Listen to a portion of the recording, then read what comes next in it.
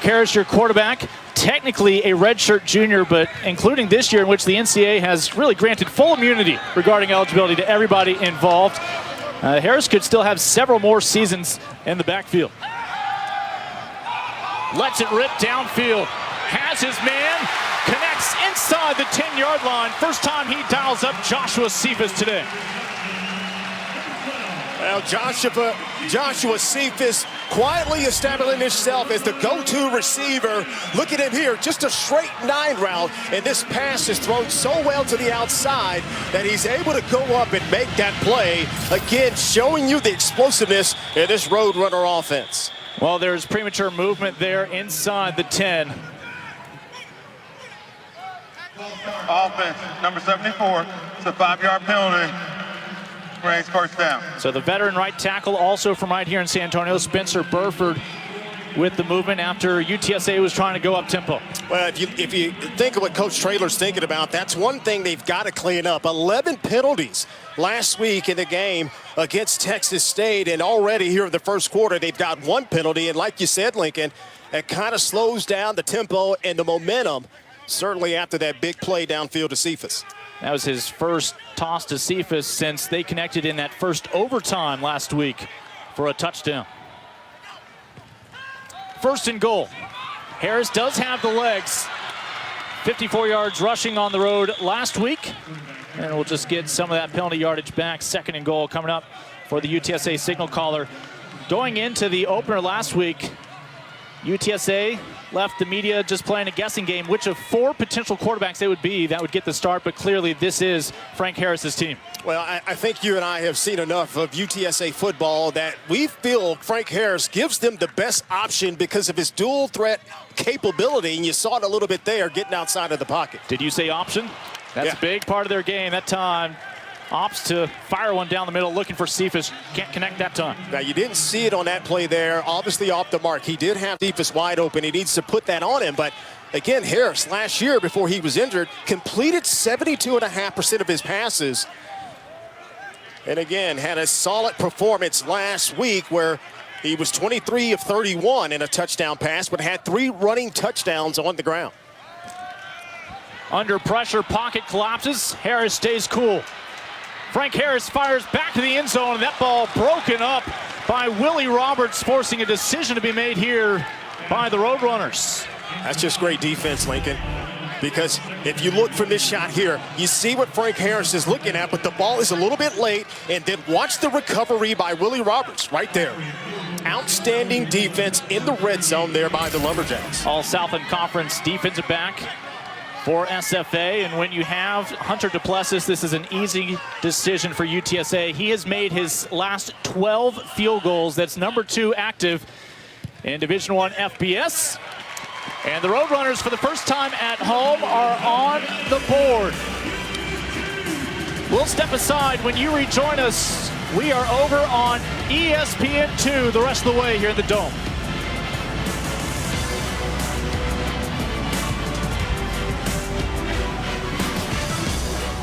Offense has a chance to come out here and do something with it. So the Lumberjacks got their season started 2 weeks ago in El Paso. Trey Self clicking on all cylinders in the opening quarter. Well, you know what? He's a very highly capable passer, but really what he can hurt defense is doing this right here. He can really run the football, a very athletic quarterback. But the thing with Trey Self is just making the play on the field and making the smart decisions. He's going to have to do that here this afternoon. They would give up 14 points in the final 2 minutes of the first half against UTEP, allowing the Miners to ultimately come back in that game. Otherwise, SFA would have had its first upset over an FBS program in almost 2 decades.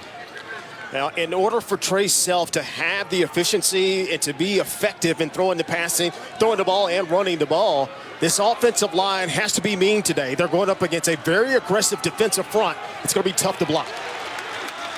DeLeon Ward, talented senior out of Dallas. Big high school football program there at Skyline High. A transfer from Texas Tech gets his first touch. And it's going to be 3rd and long for the Lumberjacks to keep this drive from being a 3-and-out. Well, that's what you don't want to do. You don't want to come into somebody else's building and then have to convert these 3rd and 5, 3rd and 6 and 7 or more. Self last year accounted for 14 touchdowns, including 12 through the air. Trying to stretch things here. That one off the back of a lineman. That's an incomplete pass, and it'll be time to punt for the men out of Nacogdoches, Texas. Well, you're going to see some new wrinkles on this UTSA defense with the new defensive coordinator and Tyrone Nix. They're going to mix up the fronts just a little bit. They're going to bring pressure from all over the place, and it looks like the Lumberjacks had a pretty good play on with the screen, but it was well diagnosed by this defense.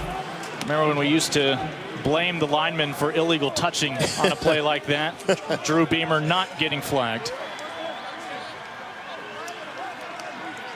Your punter is Max Quick. Good one will hang up there. And the Roadrunners will set up shop on their 30-yard line after Sheldon Jones squeezes that one in and brings it down to the turf. So UTSA settled for a 28-yard field goal on its opening drive. Roadrunners a commanding first half performance against Texas State last week. And mind you, UTSA has only been playing football for 10 years, but that's a rivalry against Texas State that extends to other sports. Same can be said against Stephen F. Austin. Roadrunners have never lost to the Bobcats of Texas State in football. Yeah, and you know, that just goes to the testament of what these players believe in here. And you know, they set a record in total yards of offense, 499. That was the most since 2017 against those very same Bobcats.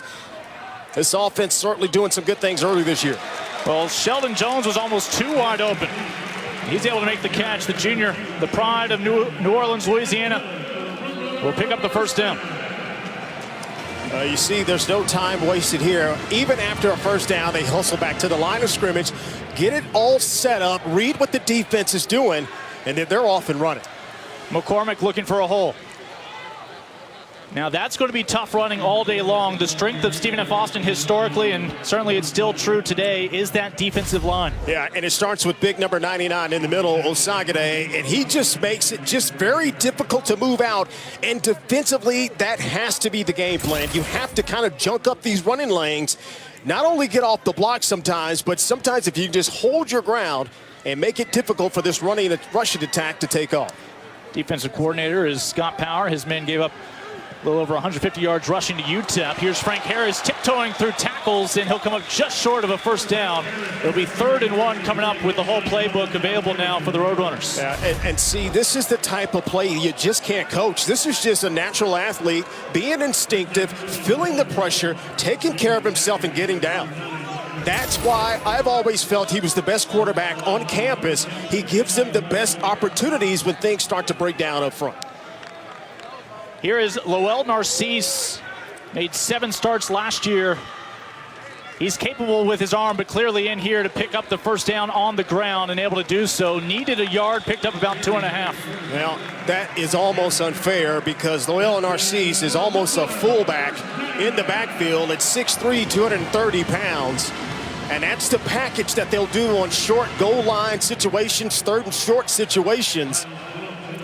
That's the first snap this season by anybody other than Frank Harris, who took every snap in San Marcos. His center, Maka, also never came off the field when the Roadrunners had the football. There is the Hawaiian, courtesy of Last Chance U up there at Independence. Harris looking for points through the air and was looking for his first connection with Williams. That's just outstanding coverage there by Jermaine Brown. And this defense, they're going to live and die playing man-to-man coverage. And with the exotic blitzes and with the multiple odd fronts that they have from time to time, you're going to put these defensive backs on islands. And Coach Carthel is okay with that with the talent they have in the back end. From the SFA 46-yard line, looking for the run after the catch here with Brendan Brady, who gets his first touch on the day. And a late flag comes in as well. Well, until Sincere McCormick came on campus, Brendan Brady was the big guy on campus. And we'll talk about a 1-2 punch in the backfield as we sort out the laundry on the ground here. But, man, you talk about 1-2 punches in the backfield with McCormick and Brady. Chris Bynum, our referee. After the play, personal foul, 74, UTSA offense. 15 yards from the end of the run. It's going to be 3rd down. Clock will start on it, ready for play. And that's a killer because it was not a first down play. Otherwise, you'd be talking about first and long. And they had the perfect play on here, and you'll see it.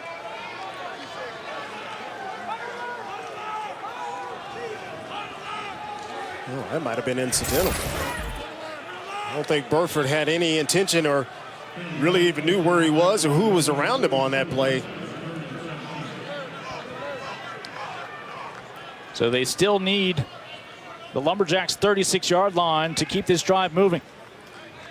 Well, you see the next level of the defense. They're already 7-8 yards away from the ball just to dare them to throw anything deep or pass and challenge them to throw it underneath. They'll need a run after the catch here. Nothing doing. And squaring him up for the stop is Chris McCune, who is going to force the Roadrunners to make a decision, and that decision's been made. Lucas Dean, the Australian, is going to come out to punt this football for the first time today. Hey, that's a great job by this Lumberjacks defense to get off the field. That's the one thing when you talk to, Coach Carthel was get off the field. Get off the field on third down. Preserve, make a play on special teams, and give your chance on offense at some decent field position.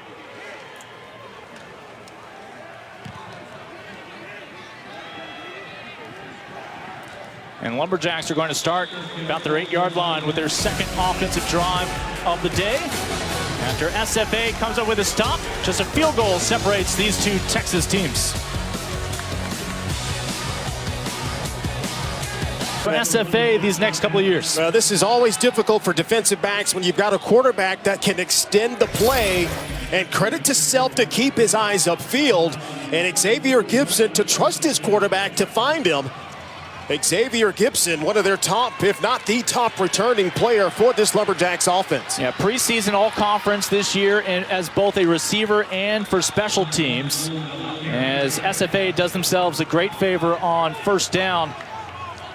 Picking up a nice chunk of change, 6-yard gain there, going back to Ward. Well, this is the key for any offense, but really particularly for this SFA offense, to stay ahead of the chains, to stay on schedule. And now you make a nice gain on first down. Now you've got a manageable 2nd and 4. And now your playbook tends to open up and defenses may have fits. This could be a vulnerable Roadrunner group, especially with the linebacker unit. It is a depth chart that came out this week due to injuries with 2 freshmen on the 2 deep.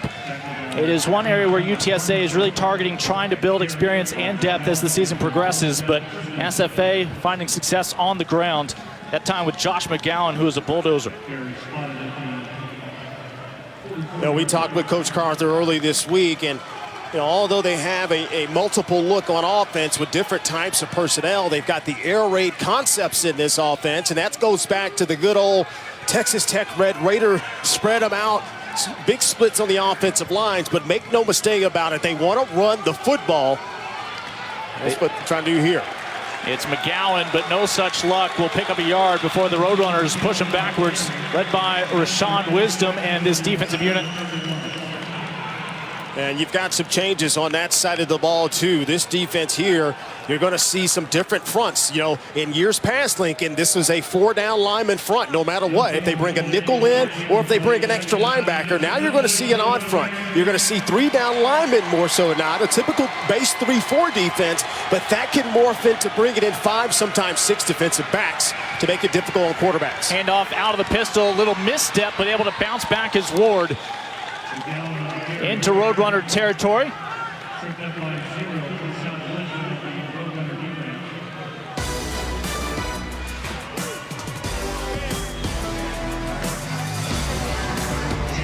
Well, tonight in our Saturday night football game, Derek King leads the number 17 Hurricanes into Louisville to take on Mikhail Cunningham and the 18th-ranked Cardinals. A matchup of electrifying dual-threat quarterbacks, 7:30 Eastern, 4:30 Pacific on both ABC and the ESPN app. And Saturday night football presented by Capital One. A little Saturday afternoon clash here in San Antonio, in a big clash at the first down marker. It's going to be enough to keep things going. Now late flags come in. Will this be targeting on Tariq Woolen, who a year ago made the switch from wide receiver to defensive back? Yeah, this is going to be interesting. Now, I think it's a bang-bang play, obviously, but Tariq Woolen, now watch him come in with leading with the helmet. I think that's what they're going to get him. Yeah, it could be possibly hitting a defenseless receiver, but at the same time, I think he tilted down the crown of his helmet. Targeting, 0 defense. Previous play is under review. Pardon me, they have it on. All the plays, incomplete pass. They said this is Rashawn Wisdom. Let's see if it's 0 or 20. That would be 20 as opposed to Wisdom. So Rashawn will not be getting ejected regardless. But again, the play in question is the hit from the defensive back on the receiver. Yeah, here it is right there. And that is at worst a forearm up to the chest. We'll see if this stands. Our replay official is Britt Choate upstairs today. Again, targeting as of a few years ago no longer required good old-fashioned helmet to helmet. It was any blow to the head, neck, and shoulders area. And that is close. what USA football, I believe, would call an ideal hit. It's eyes-up tackling. Yeah. You know, you got to give credit to the official. It's happening so fast, but when you slow it down, it kind of makes it a little bit easier to obviously to see. And from what you're saying, I agree with you, Lincoln. It looks like he's head up, he's looking. He has his forearm in the middle. What we know is that is an incomplete pass either way. Gibson did not hang on to the football. Right now we have everybody in East Texas screaming absolutely it was targeting. Right. And everybody who didn't make their way out to the Alamo Dome, where they're allowing just 17% of their potential attendance, saying he needs to stay in the ball game. This is always the most popular part of the broadcast when the announcers just start speculating over replays. That's right, because we have no control whatsoever. And nobody really wants to hear our opinion one way or the other, but that's what we're here to do. So, my mom will be screening your Twitter comments. Jeff Traylor, first head coaching job at the football level, a multiple-time state champion at Gilmer High School, his alma mater in East Texas. Again, that's where he's cross-paths with Kobe Carthel, head coach of SFA so many times. Coach Carthel had come to recruit quite a few Buckeyes out of Gilmer High. Tariq Woolen is the man about to find out his fate. Yeah, you know, we were talking at the beginning of the broadcast. Tariq Woolen, I thought coming into this year would be their top receiver. Let's see what we got here. Rule on the field has been reversed. There is no foul for targeting. The pass is incomplete. It'll be 4th down. The clock will start on the snap. All sorts of good news there for UTSA. Again, that was eyes-up tackling. And those, when you would put your head down, not only were you potentially going to hurt the receiver, but you'll hurt yourself. Defensive players were hurting themselves. Exactly. Yeah, you got to protect yourself, and you know, and it's a rule. You know, some of these kids come up, and it wasn't really taught that way, Lincoln. And you go back to my ancient days, you kind of almost led with the crown of your helmet from time to time, which was unfundamentally sound now. UTSA has too many men on the field. Jeff Traylor is going to use his first timeout right here before the Lumberjacks look to at least to have flipped field position. We'll step aside when we come back. Lumberjacks looking to punt from the UTSA 49. Class sporting events, NCAA men's Final Four. New Orleans Saints called San Antonio home briefly after Katrina here at the Alamo Dome. San Antonio Spurs used to call the Dome home as well for their games. And for the past decade, college football has been on display. Not just the Alamo Bowl, but UTSA starting its football program. That is one of the reasons why they haven't seen Stephen F. Austin in a while. These two teams shared a conference in the Southland for over 2 decades. Men's basketball has met 40-plus times, but first ever meeting between these two football programs. And after UTSA called the timeout a moment ago with too many men on the field, they come out of this break. Flag should come out here at will, as catch interference on the Lumberjacks will help UTSA improve on this starting field position. Wow, Sheldon Jones not only gets hit by a Lumberjack as he's trying to field it, but the umpire also throws the flag right at him. Yeah. And hits him with the flag as well. Even before social distancing, you're required to give catch and interference. Number 8, kicking team. The 15-yard penalty from the spot of the foul. Automatic first down. Regardless of whether a fair catch is signaled, which it had been here. Yeah, that's pretty clear. And Yeah, there it is right there. That's the one thing on special teams. You got to pay extra special attention. There's a flag hitting Sheldon Jones there, but you got to pay extra special attention to things like that as you're covering kicks. Colby Carthel, again, year number 2 at the helm of Stephen F. Austin. He came over from Texas A&M Commerce. With apologies to Mac Brown, Coach Carthel is the last head football coach at the college level to lead a Texas school to a national championship. That was at the Division II level for A&M Commerce out at Lone Star Conference. McCormick able to find some space, and again, one of the handful of San Antonio natives opting to play football right here in their own backyard with a nice gain, about 6 on first down. Well, that's where they got to get back to the bread and butter, is get McCormick going. Only 2 carries prior to that carry there. Last year as a freshman, he averaged 5.5 yards per carry. Harris dumps it down, and it will be ruled a catch by Gavin Sharp. That's a nice job there by Gavin Sharp. That pass really thrown in the only place it could be, Lincoln, in some traffic low and away. And Gavin Sharp, I think, one of their better receiving tight ends, goes and digs it out. Yeah, just his second catch of the young season. Watch in the out. backfield, that one dangerous. Should have gone all the way for a score. Johnny on the spot for the Jacks that time. Almost able to take it the other way was Bruce Harmon. And if Bruce Harmon catches this pass, he probably hits his head on the goalpost. Watch this. Nobody else out there, and he could have walked into the end zone. Almost a big play for the Lumberjacks, but heads-up job there. You got to give Harmon some credit there to really recognize that and make the play. Harris to McCormick behind the line of scrimmage. McCormick will do the rest, a gain of about 7. You see some of the nuances in this offense with the new offensive coordinator, Barry Lunny Jr. You see a lot of the screen game taking place with the running backs opposed to what we've seen in the past with the receivers, and getting some of your best players, and McCormick's certainly one of those, in open space, and now that 2nd and long turns into a 3rd and manageable 3 here. Again, Harris found 8 different receivers last week against Texas State. Goes back to McCormick for the first down.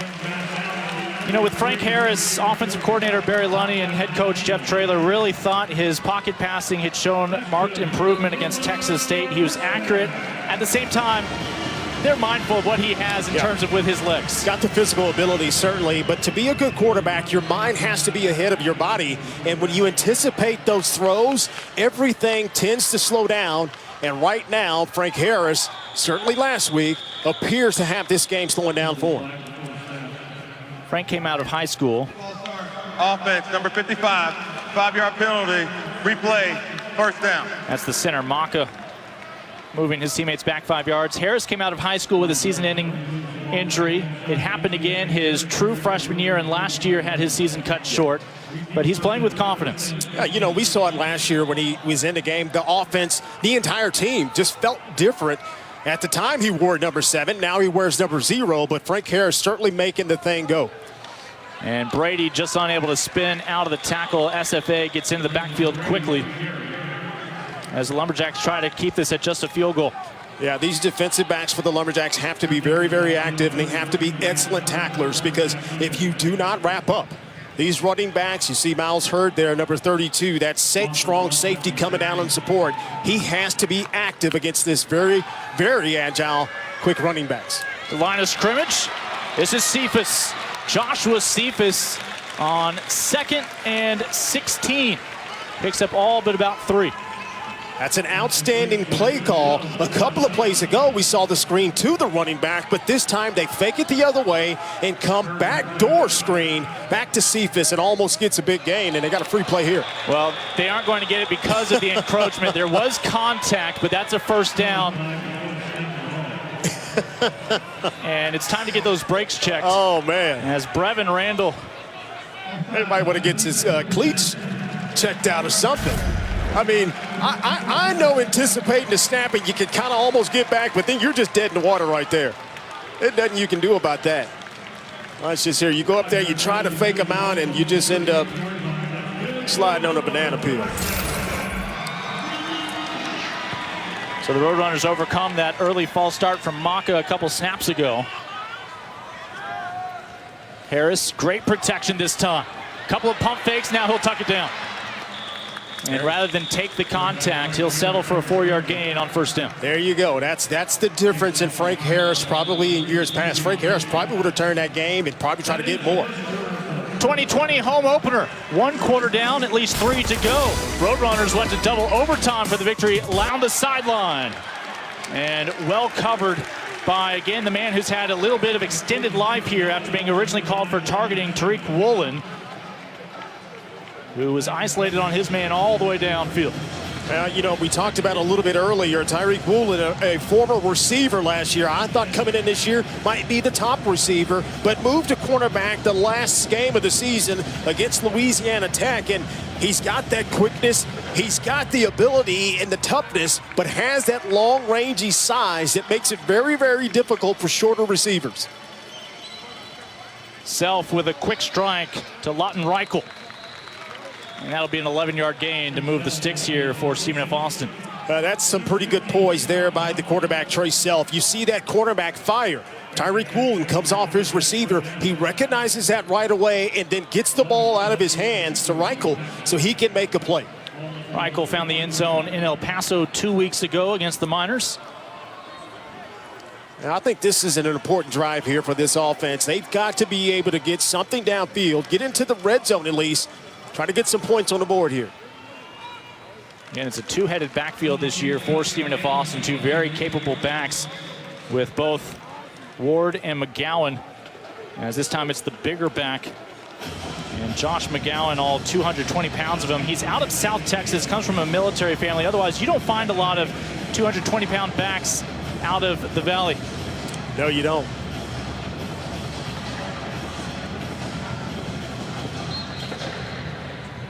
On 2nd and 8, and the pitch is dropped. That's a live football, and they're fortunate McGowan able to scoop it up. But it'll be 3rd and long. Wow, this play had a chance. Watch this, down the line speed option, Trey Self. You gotta give him a pitch he can handle, and you almost have to pitch that ball in the option play, Lincoln. You have to put it right in the belly almost, so those guys with don't handle the ball and passes can make a run. Well, he was thinking about the strong side linebacker, Clarence Hicks of UTSA. Who can blame him? Self has protection. This one a bullet, but on 3rd and a mile, they maybe got a kilometer. That's a good throw, just not enough, and that's just a repercussion of what you did on 2nd down. And you know, credit these Lumberjacks and Trey Self. He's standing tall, still in the pocket. He's getting everything coming around him. Getting blitzers coming from different ways. This offensive line having to pick up multiple tight fronts, and here we go on 4th down. Lining up to go for it. Are they just trying to draw UTSA offside?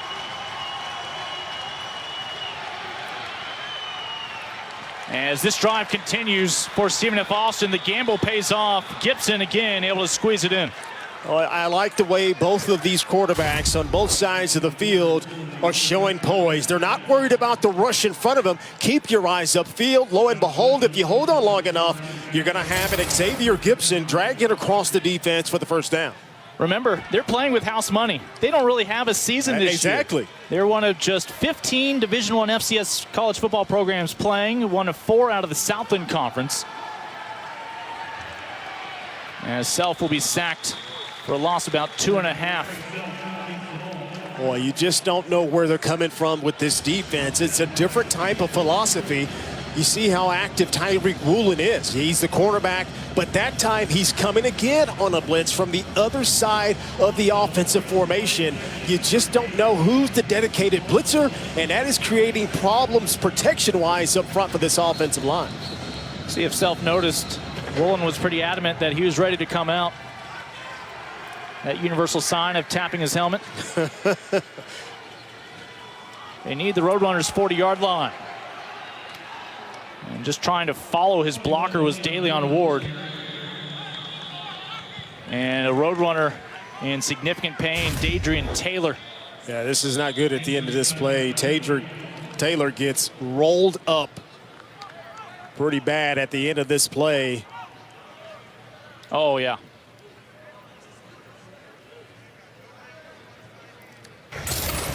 as Trevor Harmonson winds up in the wrong spot. We'll let them tend to Taylor. SFA marching. This is the type of drive I thought they need to have. You know, time running down here. You still got over 8 minutes left in this second quarter, but you got to start trying to make a little hay here. Try to get close, get some first downs, which they've definitely done. They're still 1 of 4 on third down conversions.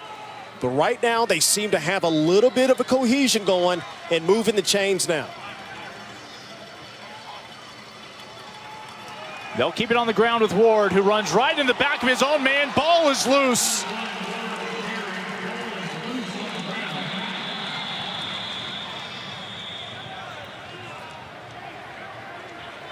Still waiting that first indication, but it looks like the Lumberjacks will hang on to it. Ward will be the last man out of the pile. Well, here's a negative play again. This defense, they brought everybody. This is a run blitz, and you saw right there. Couldn't tell which big paw got the hand. That's Christian Clayton, big number 95. And that's a negative play. You had some momentum. You had a first down and 10, obviously. And now with the negative play, you've got 2nd and long, and that puts you behind the chains. And this offense, in long situations, has struggled here so far this afternoon. Remember, this is a drive where SFA went for a 4th down at midfield. Their best field position now. Oh. Self had Chad on all by himself in the middle of the field, and the freshman just let it slip through. Yeah, that's it. That was well designed. You just got to finish the play by holding on to it. That's exactly what they wanted by the defense, blitzing up the middle, and you slip the tight end over behind it. Just got to make the play. 3rd and 11. What kind of pressure will UTSA bring here? Well, you may see everybody in the stands come and get the quarterback on this one too, because they're going to bring them from different angles.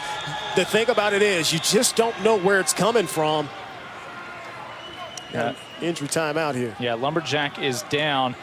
That's Jarrett Porterfield, one of a couple of sophomore linemen.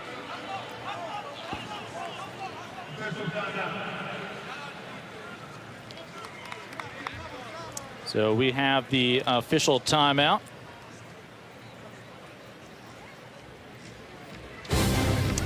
Well, our Week 2 Monday Night Football matchup is the first NFL game in Las Vegas. The Raiders home opener at Allegiant Stadium. Josh Jacobs and the 1-0 Raiders host Drew Brees and the 1-0 Saints. 8 Eastern, 5 Pacific on ESPN, ABC, ESPN Deportes, and the ESPN app, with expanded MegaCast coverage with Reese Davis and Kirk Herbstreit working overtime over there on ESPN2 on Monday night. It all starts with Monday Night Countdown at 7:30. A certain former UTSA defensive lineman will be featured in that matchup. Absolutely. Mr. Davenport, and you look at this Stephen F. Austin offensive line. They've been better up front. They've got a lot of attention to it, but they need this big guy in lineup. Oh, I believe he was sick to his stomach if I was seeing live what I thought I was seeing live before the snap. I then rounded in his favor that maybe he had just rinsed with some water and was spitting it out. Lincoln Rose, everybody. We have too good of a vantage point here in the Alamo Dome. Oh. 3rd and 11. And, well, teed up for that hit. As nothing doing. It's the former receiver more than happy to lay the lick these days on the defensive side of the football. Yeah, he's a football player out here. Watch him come up, make the play, clean tackle. And once again, you had the negative play with the fumble that puts you at 2nd and 11. Now the defense has the advantage. It is so tough in an offense like this to overcome that. McGowan still has not gotten back up. It is 4th down when you rejoin us. On extra points against UTEP, did not try to split those uprights and will be 0 for 1 to start 2020. Let's toss it back to Kevin Connors back in the studio. All right, Lincoln, and this studio update is brought to you by AT&T 5G. Clemson riding a 30-game regular season win streak. They are demolishing the Citadel. James Skalski, a little scoop and score. Trevor Lawrence has accounted for 3 touchdowns. The nation's #1, up 28-0. So here inside the Alamo Dome, SFA with their best chance to put points on the board so far. Again, they're looking to replace a reliable kicker in Storm Ruiz, who they graduated last year. Ruiz accounted for 21 field goals. Campos inherits the job this year off the mark from 43 out. Roadrunners march downfield for their first touchdown of the ball game on their last drive. It's going to continue to be a big dose of these San Antonio natives. Frank Harris and Sincere McCormick out of the backfield, the quarterback and running back combo.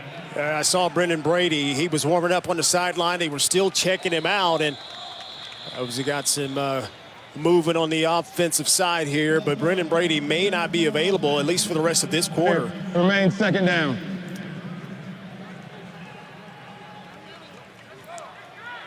Well, I talked about the San Antonio natives. Jeff Traylor inherited a roster with 10 Alamo City kids. That number's up to 24. His goal is really about 50 players to cast that net right here and keep them in their own backyard to compete in Conference USA. Yeah, 75% of this roster made up of Texas natives, and 116-man roster. They've got 21 seniors, 27 juniors, 30 sophomores, and a combination of redshirt freshmen and true freshmen, 38 players. So the cupboard is certainly full here at UTSA. 2nd and 12. McCormick catches it behind the line of scrimmage, picks up about half the yardage needed. Much more manageable 3rd down coming up. You just see the difference in this offense this year, how McCormick is more of a threat out of the backfield in the passing game. And so when you've got the receivers that they have, and they really haven't taken much shots downfield, that's an added weapon in the backfield with McCormick.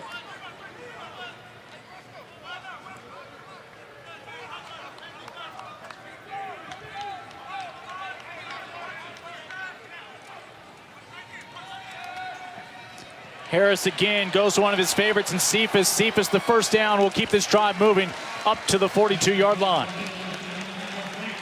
Yeah, that's great execution there. The benefit of not having a full capacity crowd, you can hear the quarterback change the play. And Frank Harris gets his team into the best play possible, recognizes the blitz, and throws a strike for a first down. Harris able to elude the pressure from Murray. And Frank will take the 3 yards available to him on the near sideline. And there he is again, protecting himself. You know, we talked about it earlier. We saw a play where he got outside of the pocket. The old Frank Harris would try to cut back against the grain and then put himself in harm's way. Now you're seeing a mature, more experienced Frank Harris is saying, I don't have to go against the grain. Let me get out of bounds and preserve myself for the next play. It's a positive gain. We're still moving the chains. Clearly majoring in bullfighting. Back to Cephas. They connected 6 times in San Marcos last week. Another first down catch. A lot of the work after the snag. Well, they're having problems covering number 12. You mentioned 6 catches last week. He's already up to that number here this afternoon. Here it is again. They just move him all over the field. This is just taking what the defense is giving you. Just throw a nice hitch to the outside and let him make a play.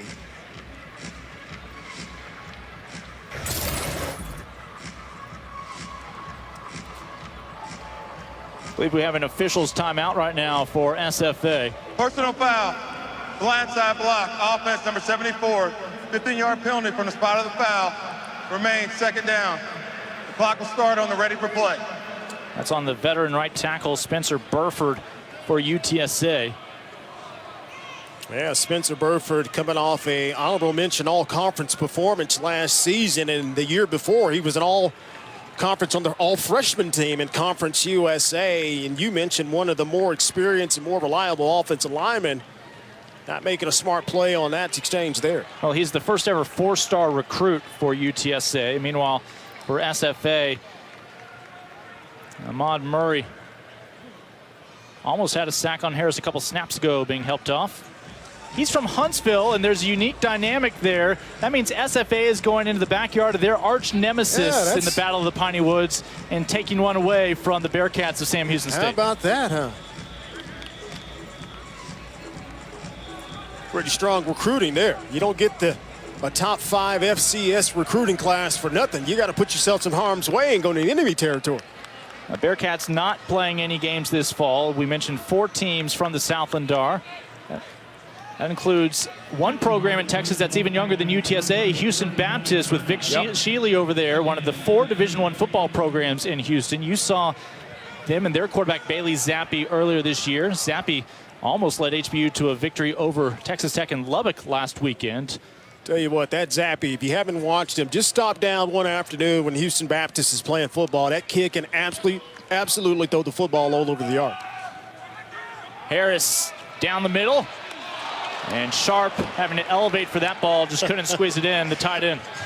Well, that's that one. You kind of get yourself in no man's land. I think it's a pretty good pass by Frank Harris, but Sharp thought he was in harm's way. But watch him kind of short on this catch here. And if he just goes out and extend it, and I think his own teammate, he probably thought was going to come up and pop him.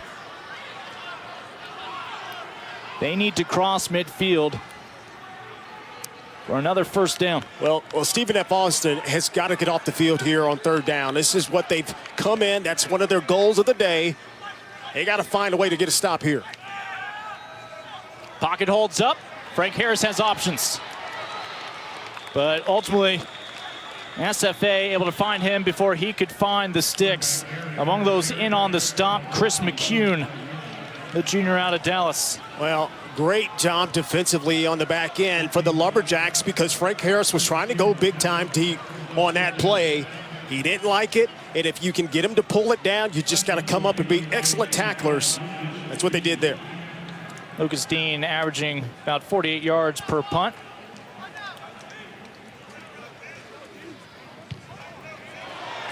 Oh, no. And a flag does come in after they run into the punter, and it's just a matter of whether it'll be 5 yards or whether they get the automatic first down with the 15-yard variety. Chris Bynum will give us the answer to that in just a moment.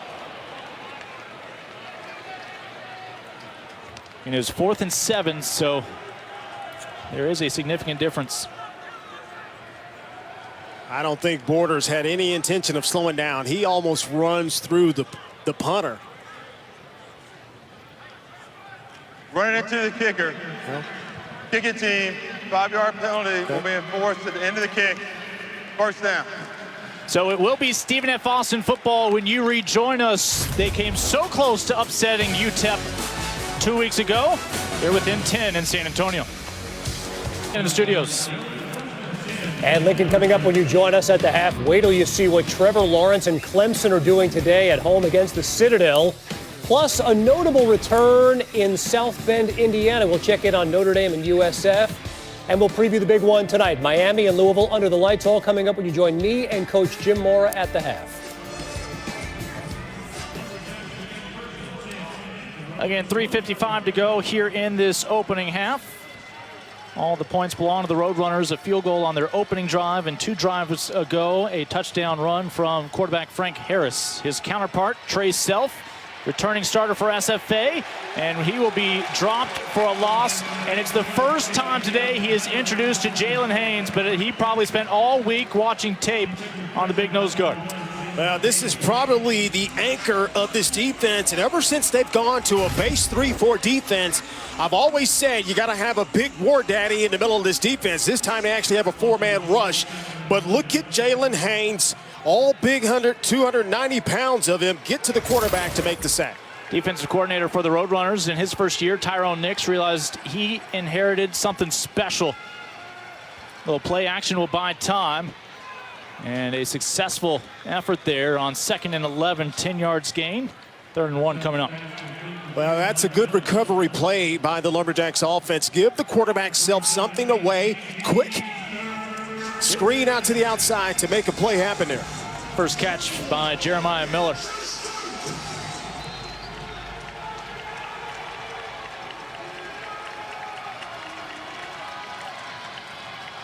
Third and 1, they look for it on the ground, nothing doing.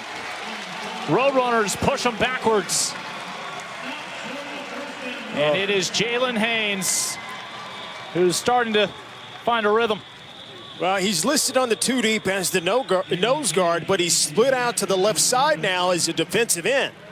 And they play a 3-down lineman. They stay in their base look, and he comes in unblocked. What an outstanding play by the big man. It's not the first that Colby Carthel on the UTSA. SFA sideline. Their second. Please reset the game clock to 2:34. 2:34 on the game clock. Again, it's not the first time Carthel has seen Haynes. He actually tried to recruit him out of Wharton High School here in Texas to A&M Commerce back in the day, but Haynes had Division I aspirations. Looking to go out in style as a senior. Mind you, when we say somebody's a senior, this doesn't have to be their final fall. The NCAA has granted basically this year to be a free-year eligibility-wise for every player. Oh, that's a game changer, is it not? I mean, you're looking at some guys to get them some experience and get them some valuable minutes. And the good thing about it, like you said, like it doesn't count against them. So now you've got some things for these kids to put on tape, some things to correct in a game live situation throughout the season here. A big part of that was they wanted the student athletes to feel comfortable opting out if they had a medical history or any other just, reasonable concerns. Yeah. The times we live in, partner, I'm telling you, it's just everybody's adjusting on the fly, and the new rules come up, and you got to make the best of it as we go along. Well, UTSA is set to get this football back with plenty of time.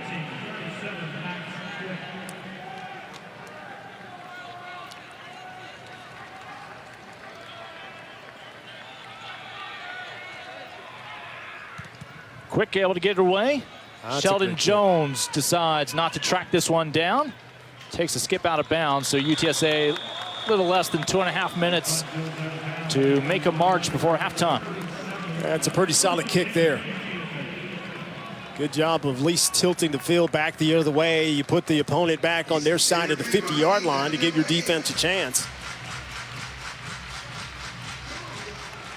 Coach Carthel got to be feeling, hey, we're still lucky to only be down 2 scores here, 10-0. Our defense is keeping us in it.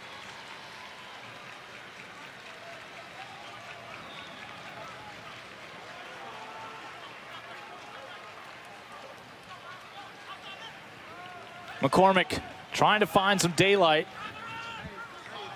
He stood up after a yard. Yeah, you got to give credit to this defense.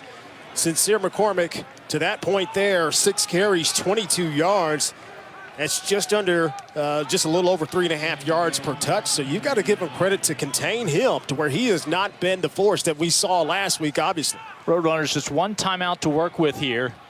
As Cephas comes back, will be short of the first down marker, and they'll say did not get a foot in. So 3rd and 9.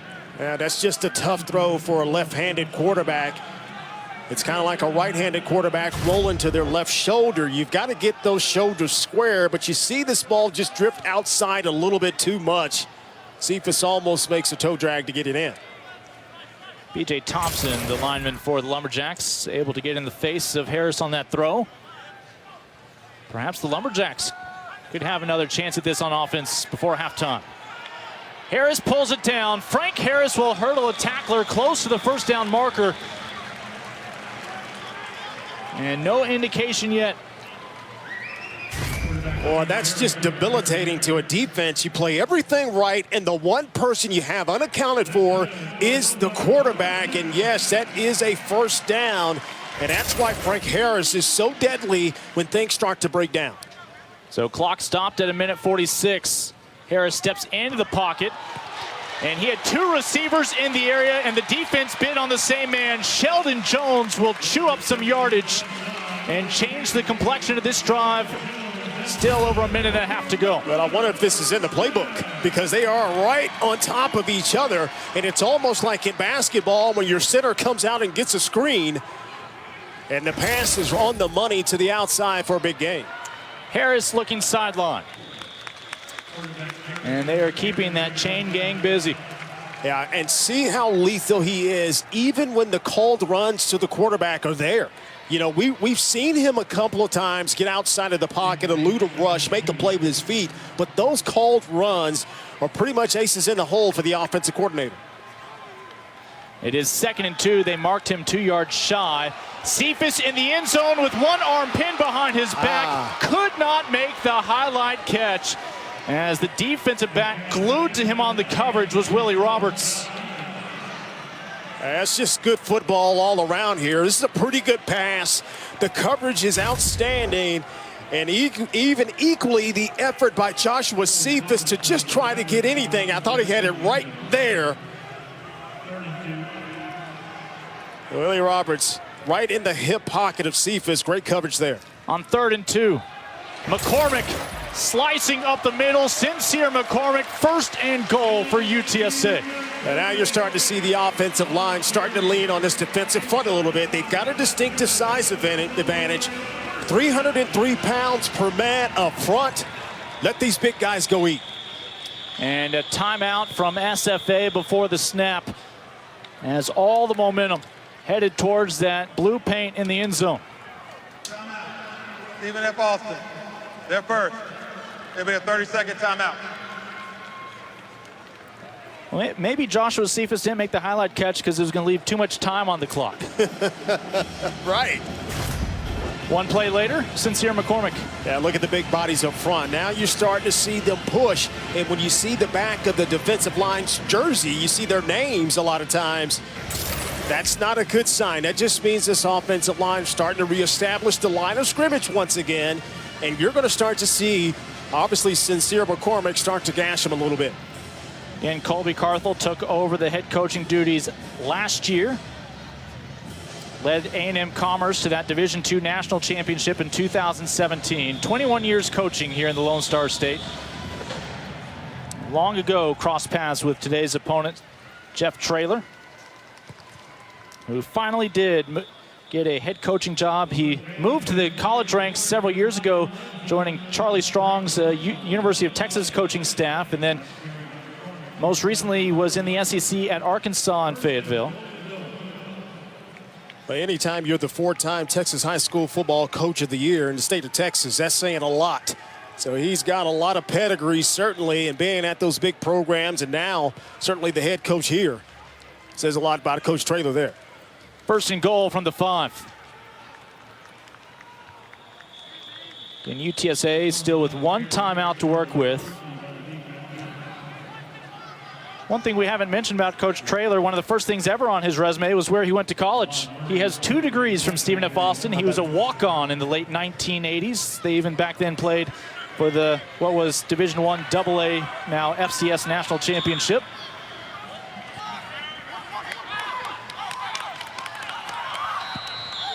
Both his parents have degrees from Stephen F. Austin, his wife, as well, a former Lady Jack. Timeout, UTSA, the 3rd final. 1-minute timeout. We'll see how that affects the playbook options for UTSA with 41 ticks left on the clock. Hoping to stretch this to a 17-point lead before halftime. Well, I think you got a couple of options here down inside the 5-yard line. I think you can call it anytime you get ready is the read option with the quarterback. We've seen Frank Harris score on that earlier in this first half, but I think they've had success with moving the quarterback outside of the pocket and giving him a chance for that run-pass option. I think that's always a go-to to where you don't take too much time off the clock and it's a quick recognition, get rid of the football, or I decide to tuck it and run it down. And conversely, defensively, you got to be thinking about that. You got to be thinking about Frank Harris as a run threat. I don't think they have enough time to sit there and hand the ball off. Obviously, to McCormick, I think you have it now, maybe. Now with no timeouts, you've got to be very, very picky with your play call here. Try to have something going in the end zone.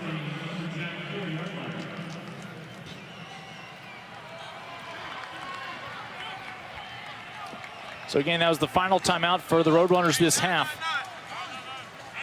A 2nd and goal from 4 yards out. Harris to the back of the end zone. Guess who? Joshua Cephas for a 2nd straight week. And it's one of the rare times this defense is playing zone, and they just lose track of Cephas. Play action pass. You still have to respect it as a defense, and Cephas is dragging across the middle, and they just lose count and track, and it's a perfect thrown pass there by Harris for the touchdown. Good call coming out of the timeout. That's exactly what you want to have happen. You draw it up in the dirt. Your guys go out and execute it.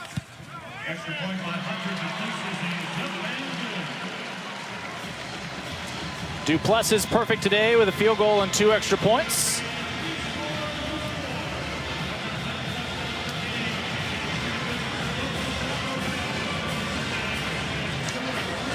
As Frank Harris's touchdown toss to Cephas, their second trip into the end zone this quarter. Yeah, look at it here. This is a great angle. You got to respect, and that play action gets the linebackers to bite. Behind them, it's a little bit of enough soft cushion to where these defensive backs kind of got to look side to side. All the while, they've got that receiver dragging in behind them, and it's an easy throw and catch there for the quarterback and receiver. What a game he's having so far. 7 receptions. Now he's got that touchdown to add on his ledger.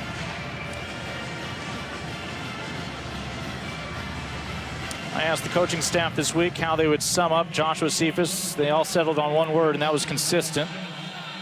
And I think that has turned out to be pretty true. Yeah, he's pretty consistent, and I like the versatility. They can move him inside, they can move him outside, they can drag him across the formation. Lumberjacks have 2 timeouts to work with, as this return will come to a halt just past the 25-yard line.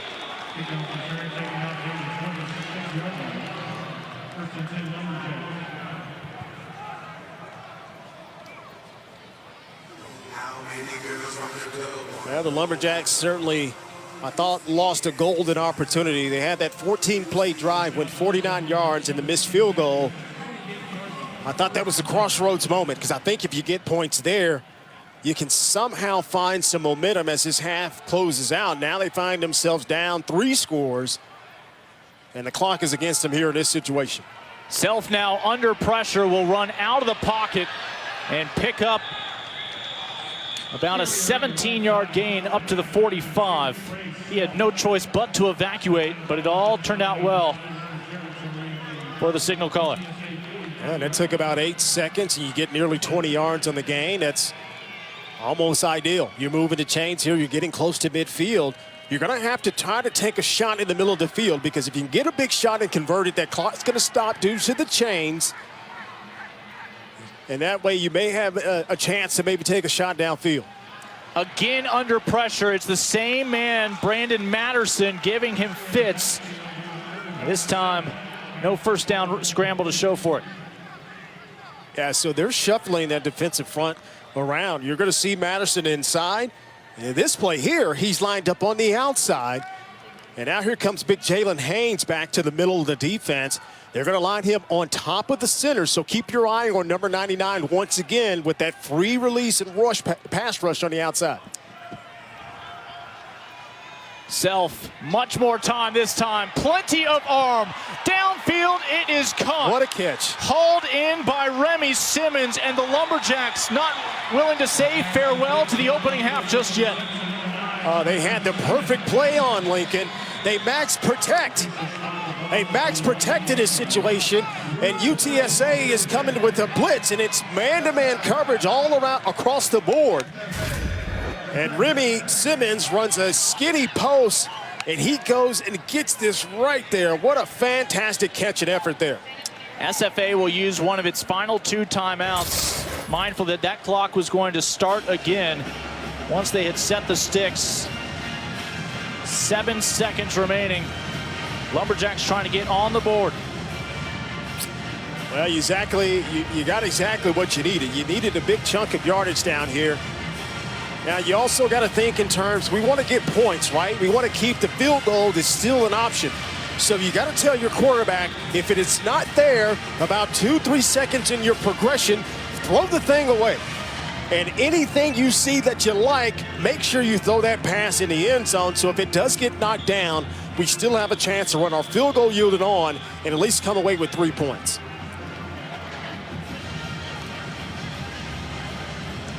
As a whole lot of that came on his second catch just a moment ago. The 45-yard strike with 1 timeout left.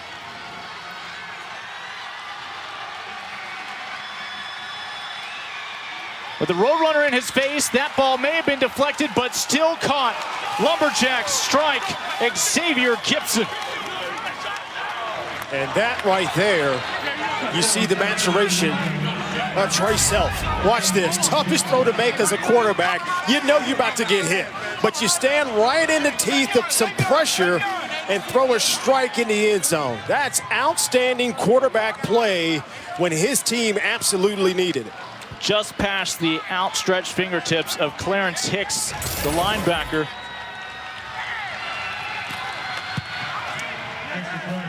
And the extra point makes it just a 10-point deficit, about to go into halftime.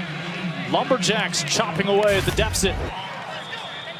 Now look at this. This is a deer in the headlights look. You know you're about to get taken down to the turf, but that hit right there feels so much better when you've got 6 and now 7 points on the board. As Lorenzo Dantzler bearing down on him, as Self kept his eye on the prize. Yeah, and it's tough to do. And he kept his cool, and now look at you now. You get it back to 10, and who knows what can happen here in this second half. And SFA did defer to the second half. They will get the football when you rejoin us here at the Alamo Dome. Lincoln Rose, LaDarren McClain. Stephen F. Austin out of the Southland Conference, one of just 15 Division I FCS schools opting to put together any kind of schedule. We've seen everything from North Dakota State schedule 1 game to Central Arkansas out of the Southland have 9 games on their schedule, including that lone contest against North Dakota State up there in Fargo. Colby Carthel, they don't plan to play in the spring regardless of whether the Southland tries to. It's not realistic for what they have in plan, mindful that they're hoping that the world opens back up next fall to a full slate of football. I think we all hope that, right? SFA, though, used to be a regular in the FCS playoffs, trying to rebuild the program and get back there. And a little love nudge right before these two teams head to the locker room. The fair catch ensures that there will be one more snap. Well, Stephen F. Austin, you got to feel pretty good. I mean, considering you're obviously down by 10, but it could have been a lot worse. And you still are in the game. If you tighten up a few things, this is a different contest. It definitely could have been at least one score difference in this game. Oscar Cardenas out of right here in San Antonio had that fair catch. He went to Brandeis High School. San Antonio has a school district where the bulk of their high school is named after former Supreme Court justices. Perhaps a Ginsburg High School in the near future would be appropriate. As Frank Harris in victory formation hopes this is how the fourth quarter ends as well. Opening half.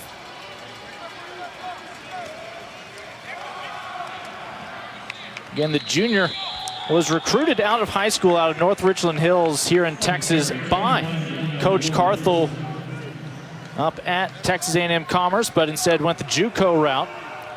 Coach stuck on him, and when he got the job here at Stephen F. Austin a couple years ago, brought himself in to Nacogdoches to wrap up his career in Division I. Yeah, you saw what they want to do. They ran the ball on first down there to start the drive. That's a good indication that the offensive line seems to be up to the challenge. 2nd and 7, that pocket collapses. Self goes down for a loss of 3. And Jalen Haynes, his 3rd time to the quarterback. Yeah, just so tough to block these guys up front. And it's not only, you said it best, Lincoln, I think the pocket just collapsed. Look, they just kind of cave it in. Nobody really getting outside of their lanes, just staying at home. And good things tend to happen for you for a defensive line. Moment ago, 2nd and 7, now pushed back to 3rd and 10. Self looking for an open receiver, no such luck. Was trying to find Remy Simmons, but there's your 6'5" cornerback converted from receiver, Mr. Woolen. Yeah, I'm telling you, he can do it all. He's a good run defender. He comes up and run support, but watch him trail this defender. Kind of baits that pass, but knows he has the closing speed to knock it down. Big time play by a big physical cornerback. Yeah, puts that big wingspan to use. 3 and out for the Lumberjacks. Again, Max Quick, their punter this year.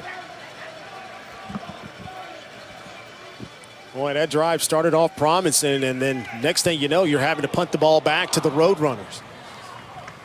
And another fair catch to let the offense do the heavy lifting here, starting about their own 35-yard line after it's squeezed in by Sheldon Jones.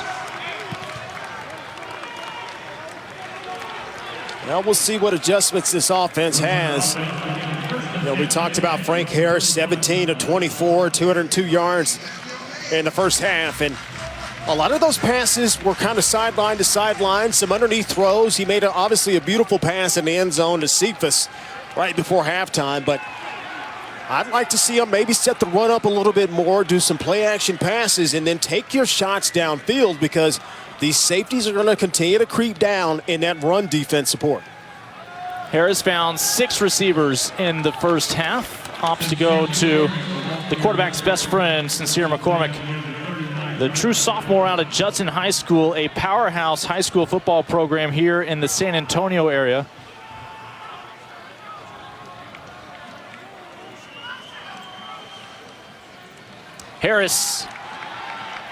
Frank Harris will pick up the first down and will avoid picking up any bumps or bruises. Well, Lincoln, that's wrinkle number one. They made an adjustment at the halftime locker room. When you start calling screens and draws, and particularly this one, quarterback draw, that means you want to slow down the rush a little bit to where they're not just pinning their ears back, and that's going to set it up for a deeper throw later on, maybe in this possession here. Look to pass on first down. Down the middle of the field, but into triple coverage. It is intercepted by Brevin Randall, but of course in the college game will not be able to return that one after going down to the turf. Yeah, that's easily the best throw worst throw, I should say, he's made all afternoon. And yes, you're right, into triple coverage. And I think he was getting pressured right in his face, and he couldn't really step into it or see a clean look downfield. Pardon me, I said Randall. That was Miles Hurd, the strong safety out of the Houston area, with his first interception on the Young campaign. Your first turnover on the day for either team.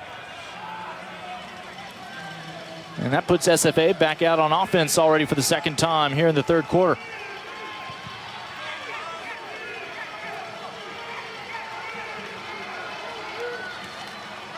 Can the Lumberjacks take advantage?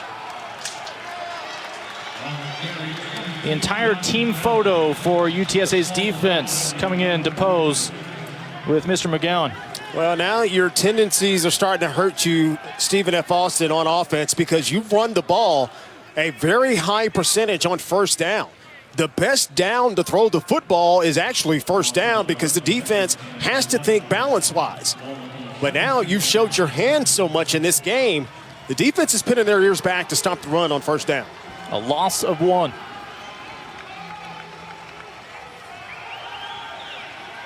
Self down the near sideline. And let's see, they will say incidental contact. The two players just getting tripped up.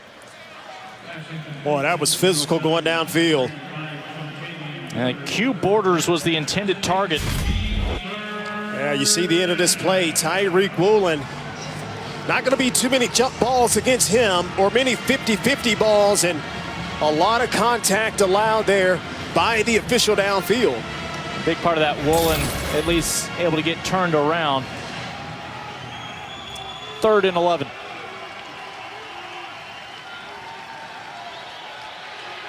Self keeps the play alive. And there's nobody in the area, as they will just live to punt this football away.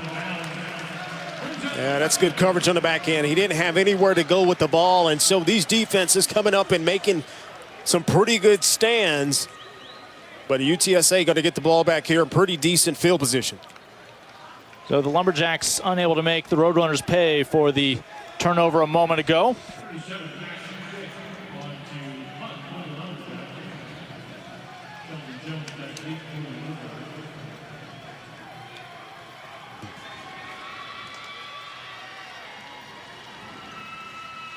A little hesitation from the punter. One hopper. Return from Sheldon Jones. And the Roadrunners will set up on their own 35-yard line. When you reach, both teams have had a possession here in the third quarter. Most recently, an interception thrown by the Roadrunners ended their last drive. We do have a flag down here. First chance to hear from our referee, Chris Bynum, here in the second half.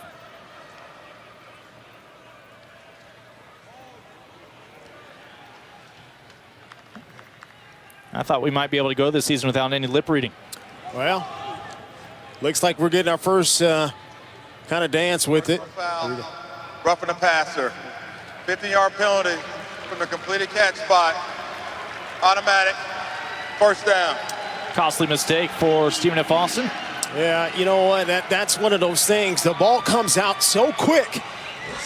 And typically a defensive lineman or defensive player shouldn't have that much time to rough up the passer, but not only do they get the big play, they get the additional yardage added onto it as well.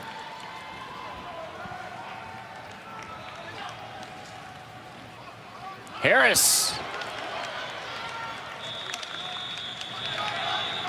And Frank Harris almost always has that option with McCormick in the backfield, and that time number 0 picks up 3 yards on his own. Yeah, it looked like a little bit of a play that may have been out of sync just a little bit, but Frank Harris, so fleet of foot, makes a little bit of a trouble into a nice little gain.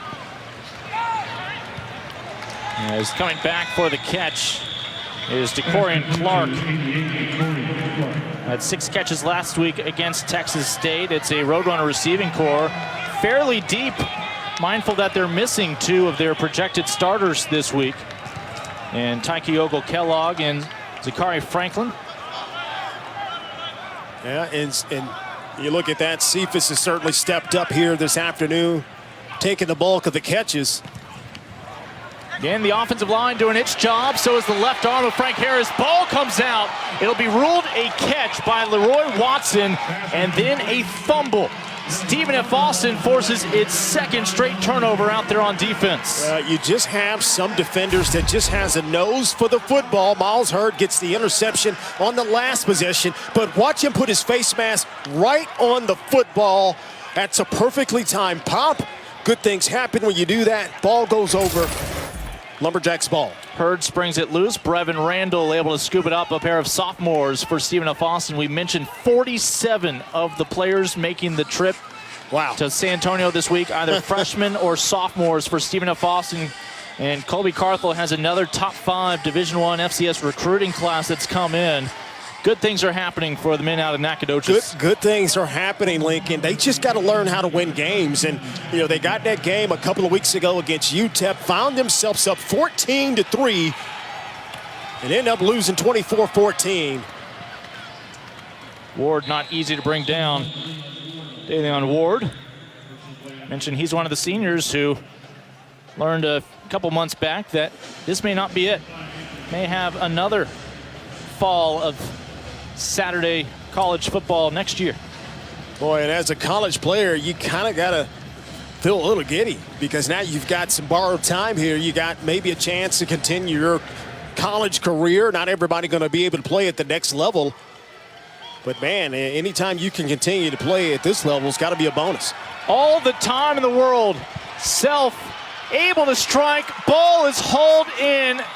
He has all the confidence in the world in Xavier Gibson. That time beating a pair of Roadrunners. He beat 2 defenders. The safety gets caught underneath, and he has the time to throw the ball downfield. The offensive line doing an excellent job there. But the all-conference receiver right there, Xavier Gibson, showing you why, coming up with the big grab again. Now it's SFA trying to pick up the tempo.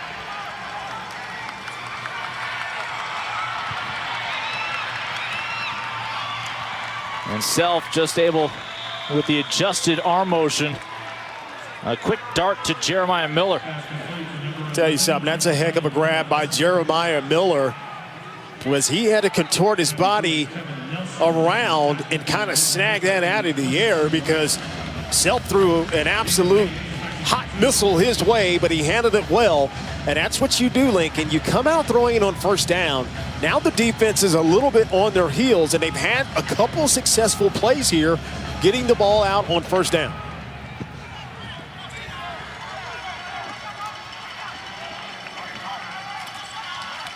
They'll give it back to Ward. First down for the Lumberjacks. Now you start to see those running lanes get a little bit more room. Now you give your offensive linemen a chance to not only be kind of defensive, now they can be the aggressors when you've got this defense a little bit on their heels. We have a Lumberjack down right now. Looks to be something fairly minor, perhaps a cramp, but the training staff will have to come all the way back out. Lumberjacks making their way into the red zone.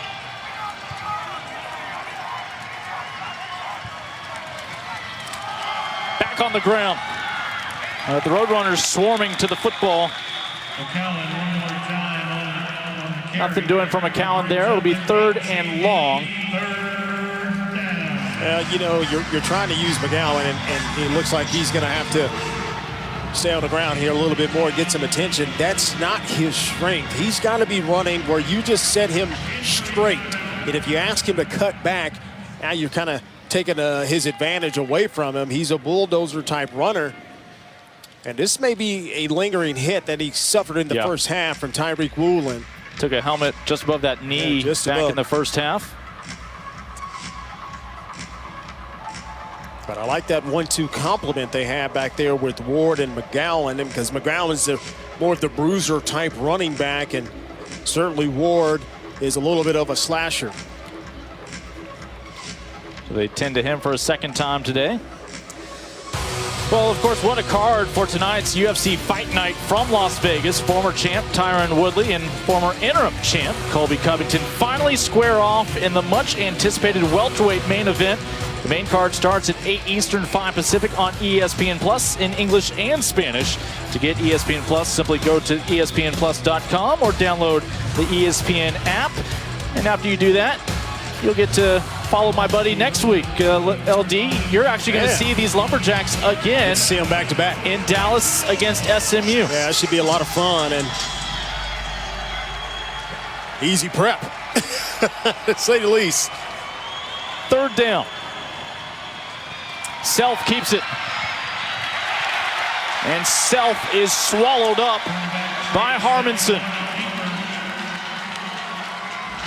Well, I think that's going to be a fantastic football player right there. Is Trevor Harmonson. Watch this. Watch him just flash out of nowhere and just run down a pretty athletic quarterback in the open field. That play never really had a chance. But here's a big kick here. I think you got to, just for the psyche and just for the morale of this team, if you could get some 3 points here, cut this lead down to a score. Campos missed in the first half from 43. This one on the mark. His first time to split the uprights in this young 2020 campaign. And just like that, it is a 1-score ball game. Oh, Stephen F. Austin could have very well have left El Paso 2 weeks ago with a victory. They want to head home from San Antonio with that first dub. Yeah, I think so. I think they benefited. They had 2 back-to-back turnovers. You had the interception. They had to punt the ball back. And then you had a great play again by Hurd to come up and knock it away. They took that and got something out of it, Lincoln. And that's so critical, especially when you're on the road, when you're trying to climb yourself back into the game.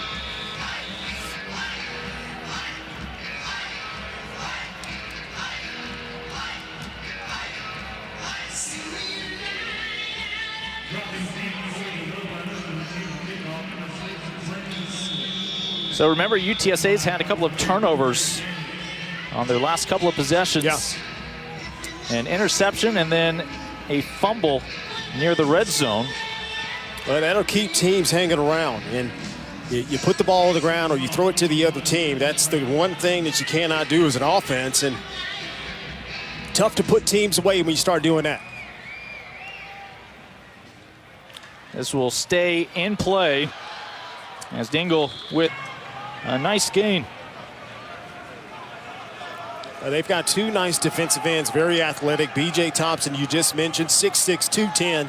We saw Ahmad Murray get banged up a little bit. He's back into the game, 6'3", 245. You got some guys that can certainly run. Harris now over 300 yards total combined passing and rushing today.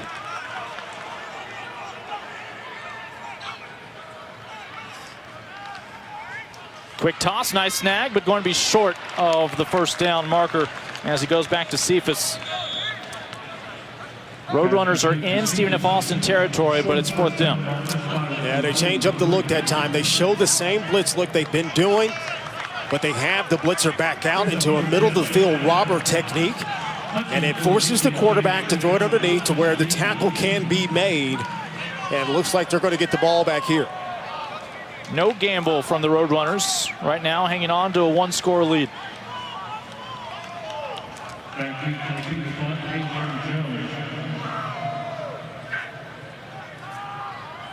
Punt from Dean. Larry Jones back to his 5-yard line. 95 yards of field ahead awaits Stephen F. Boston. But they trail on, and moments later was greeted by some of his coaches over there on the sideline just shaking their heads. Yeah, you know, in that situation, you got to understand where you are on the football field. You don't go behind yourself or go by that 10-yard line. That puts his offense in a big hole here. A little screen out to the side. Self able to dial up Gibson, and Gibson still on his feet, finally forced out of bounds after a gain of about 18. Boy, that is all right there by Gibson. I like the play call. Get rid of the football quickly. Go back to the quick game, and Gibson makes another guy, 2 guys miss, another guy miss, and finally he makes the big guy, Jalen Haynes, miss. That's a big-time gain to get out of your own end zone. Now you've got room to operate and open the playbook up once again. Just like that, all is forgiven with regards to the fair catch on the 5-yard line. Self finds his man in stride, as this time finds his running back, Dalian Ward.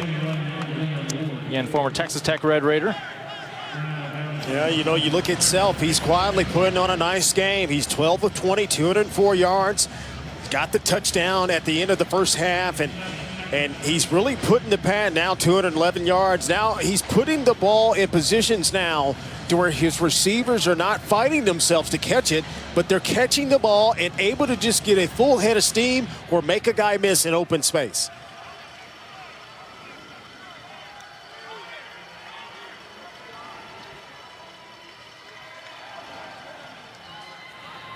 And that should be a first down. Conference USA South and Clyde here. Conference USA and Sunbelt.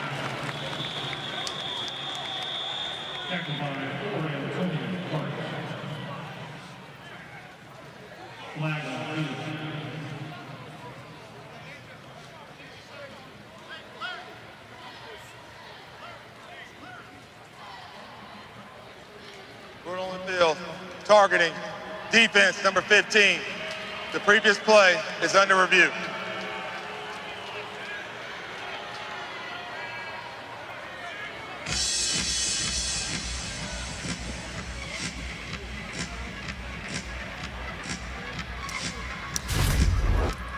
Targeting called on Trevor Harmonson here. And while there may have been some misfortune, that more often than not is going to stand. You see the helmet to helmet. Yeah. As he tries to finish off the play.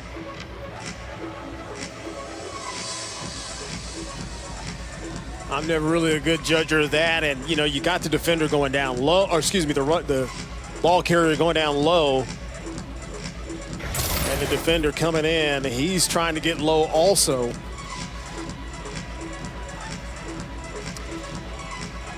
If this stands, then Harmonson misses the rest of this half and will miss the first half of the Roadrunners' next game against Memphis next weekend. And that would be another linebacker gone from your depth chart. Yeah, they're getting real thin, and especially when you've changed the scheme. Call on the field's been reversed. There is no foul for targeting. Ball will start on a ready for play. Okay. Second down. I could save my thought then. But if he would have gone down, especially with the scheme change, yeah, you're going to a base 3-4 defense. Can you be called for targeting and celebrating an overturn of the call of targeting? Is he and his teammate his teammates start doing that, yeah. right? I mean, that was the whole purpose, not to do that. It's not to headbutt. They're just happy to have contact. These guys only had 2 full tackle drills entering the season.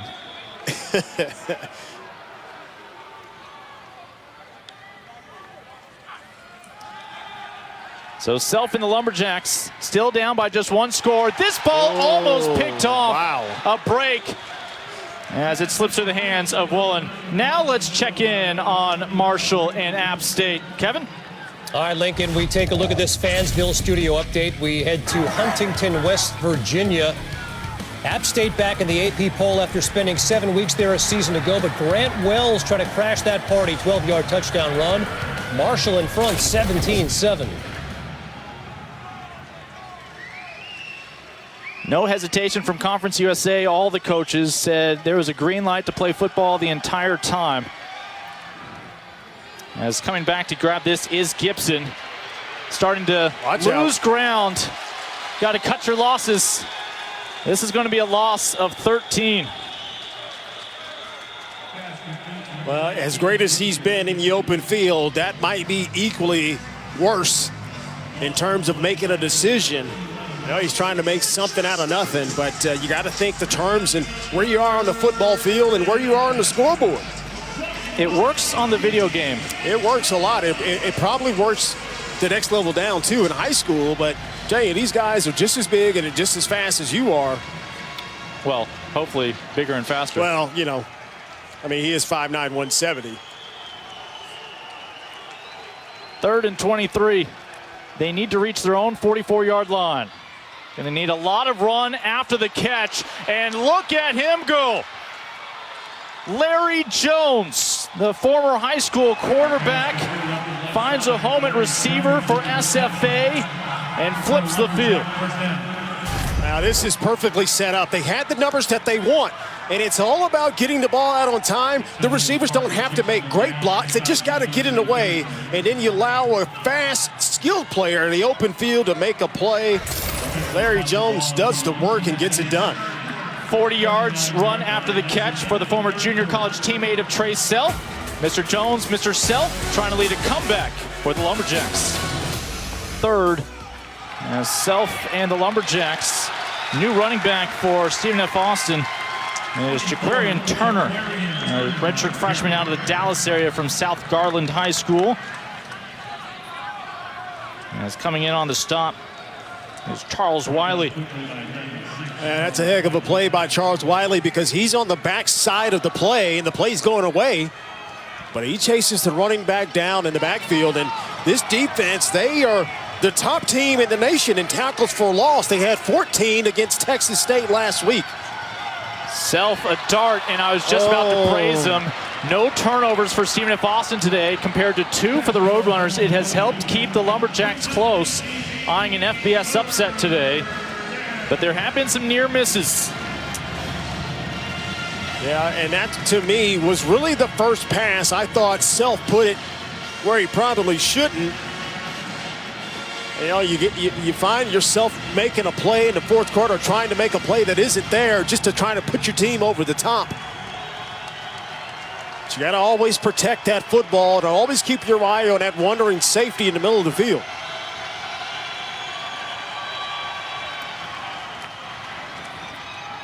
They're looking for another big gain.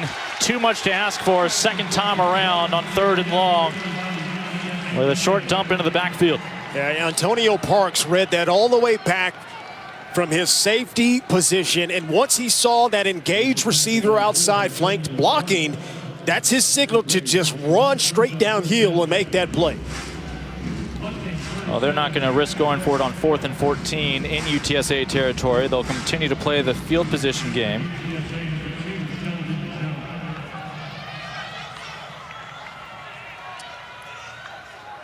Sheldon Jones back on his own 6.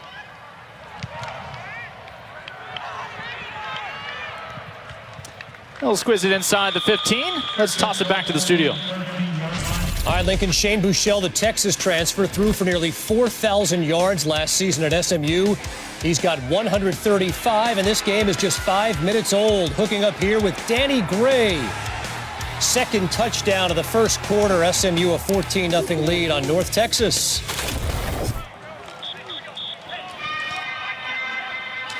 Again, SFA has that date with SMU coming up. The visor is back on for Coach Carthel. Yeah, SMU playing North Texas this week. Frank Harris hands it off back to McCormick. And that is going to be a tandem for years to come here at UTSA. Again, McCormick is a true sophomore, which means next year he'll still be a sophomore. And Frank Harris, I think, still has a year of eligibility he can reclaim, right now listed as a redshirt junior. Rolls more naturally to his left.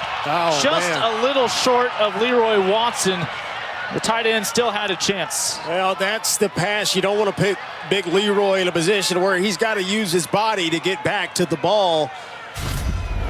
You know, if that was Gavin Sharp a little bit more athletic in sense of going to get the pass, but should have been caught. But again, that's a pass you put between the 4, right on the 4, and let big Leroy get to rumbling downfield.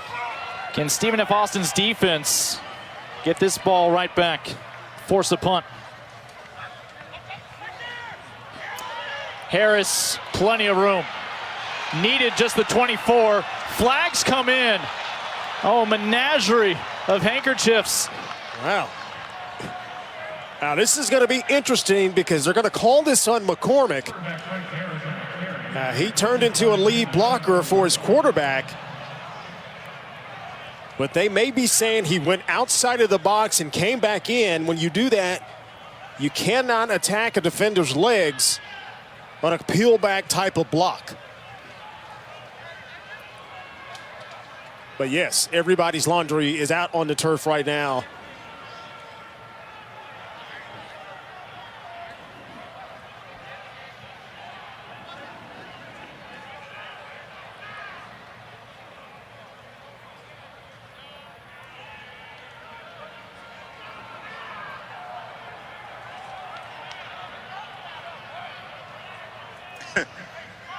Legal block.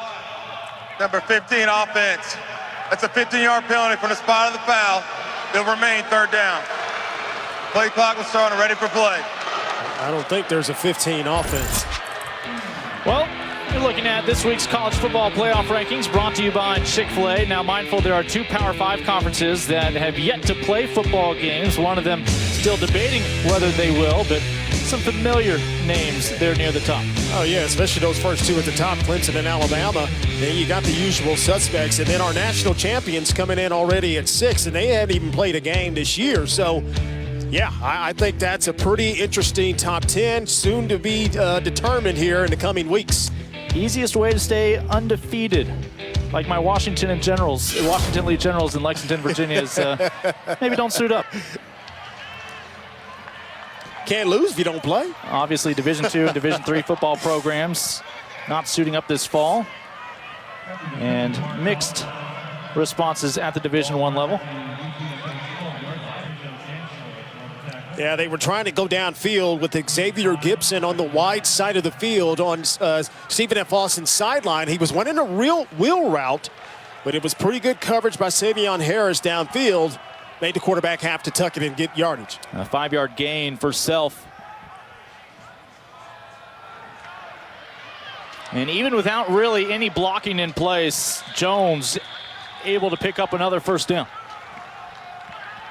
Yeah, even with Brandon Matterson coming down at defensive end that time, you like your chances once again with one of these skill players out in the open field. And we've seen what Larry Jones III can do once he gets the ball. And again, making guys miss, making positive plays. And Lincoln, now you have to start thinking the confidence starting to grow on this offense. They're starting to put some plays together, and they're only 1 score down. So anything can certainly happen with 11+ minutes in this game. Jalen Haynes has come back out for UTSA onto the field to try to solidify things on the end. And they run at him. And a pitch for minimal gain on first down. You'd like to see Self attack the end man on that line of scrimmage. Anytime you're running that option, you've got to make your appearance or make the threat that you could tuck it at any moment to get the defensive lineman's shoulders to square up to you, and then you can pitch it, and that springs your running back for more than just 1 gain. 1 yard gain, I should say.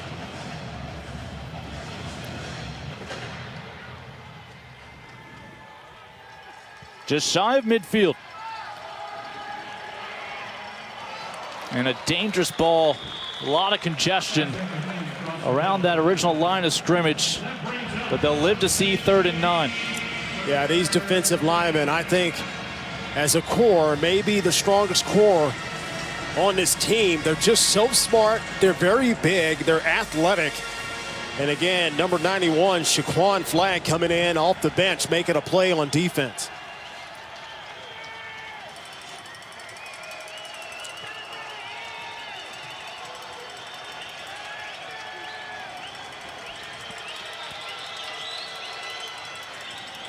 Self had to get rid of it quickly. Never had a chance for any of his receivers to get far enough downfield.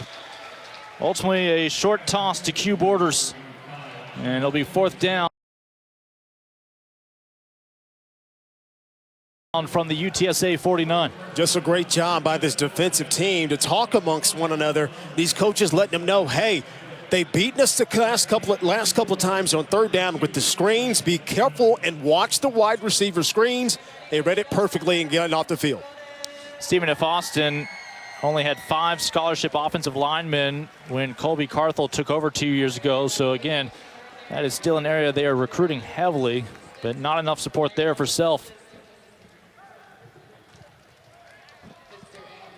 Roadrunners still up by a touchdown as we toss it back to the studios to Kevin and company. A Lincoln huge play in Huntington moments ago. Marshall trying to upset number 23 App State. Hurd up 17-7, 4th and 1. Zach Thomas to Mike Evans, but watch Brandon Drayton punch it free. It's recovered in the end zone for a touchback. Marshall has the ball, driving late, up 17-7, about 7 minutes to go.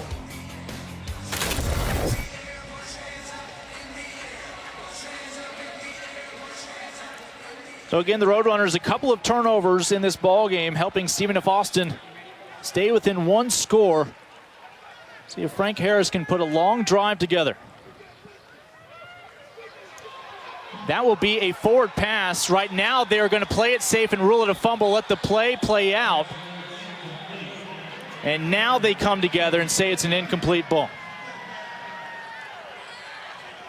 Boy, that was awfully dangerous. There seems to be some miscommunication up front because they had a free release interior defensive player. That should never happen in any pass protection situation. Oh, they got lucky on that one, and boy, that could have been disastrous. Instead, it'll simply be 2nd and 10. Take a look.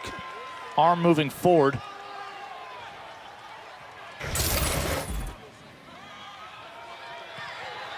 McCormick, Sincere McCormick. 1 man to beat, dragged down short of midfield. Well, you just figured it was a matter of time, Lincoln. You got to keep pounding him and pounding him, and sooner or later, pressure will bust pipes. And this is exactly what's happening here as he finds a seam. He's always looking for the home run out the back door. 38 yards a moment ago. We'll add a few more here across midfield. Well, against Texas State, he had 2 career-long 58-yard runs in that ball game.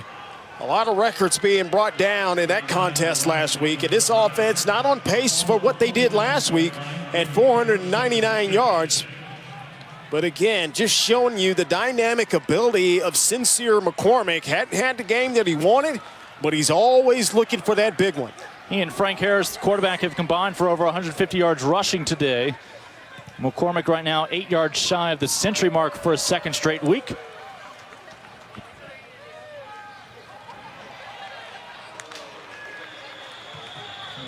And picks up a yard, setting up 3rd and 5.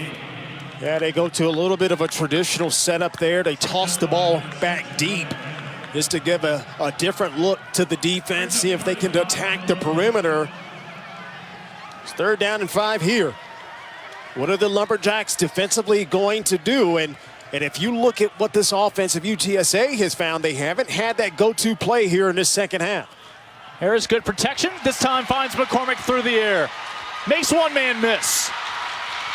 Now trying to shake free of another.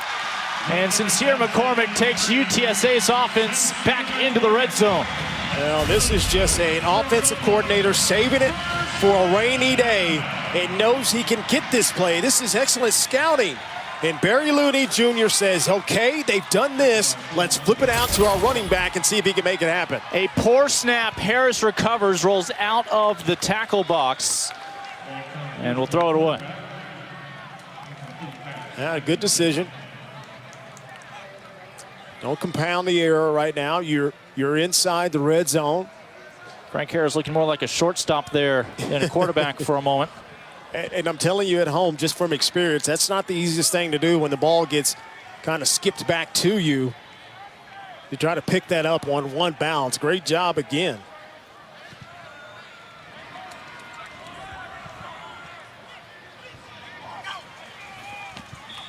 And there is movement on that line.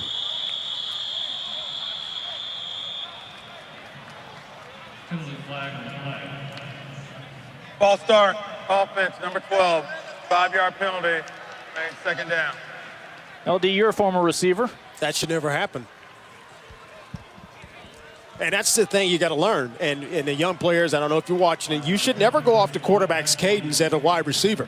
You should always have your eye on that ball and be oblivious to whatever calls are being made in terms of the cadence.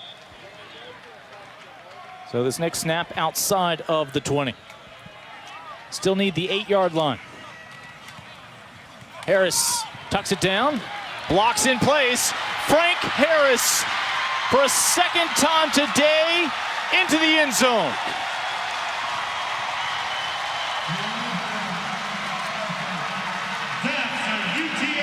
He's just had that type of game here this afternoon.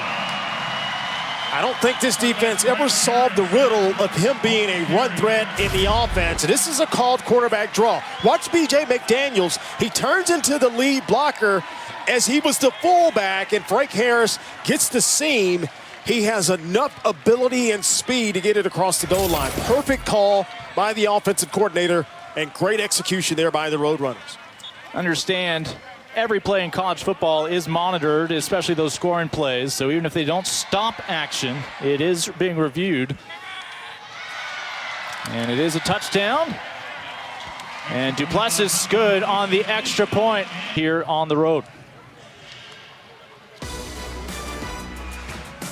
Well, tonight in our Saturday night football game, D'Eriq King leads the number 17 Hurricanes into Louisville to take on Mikhail Cunningham and the 18th ranked Cardinals. It's a matchup again of electrifying dual threat quarterbacks, 7:30 Eastern, 4:30 Pacific on ABC and the ESPN app. Again, Saturday night football presented by Capital One. Not a lot of fogging up in that mask. Of course, the weather report for every UTSA home game is right around room temperature. Self has a couple of receivers in the area, and in the end is probably fortunate it just falls harmlessly to the turf with a couple of Roadrunners as well.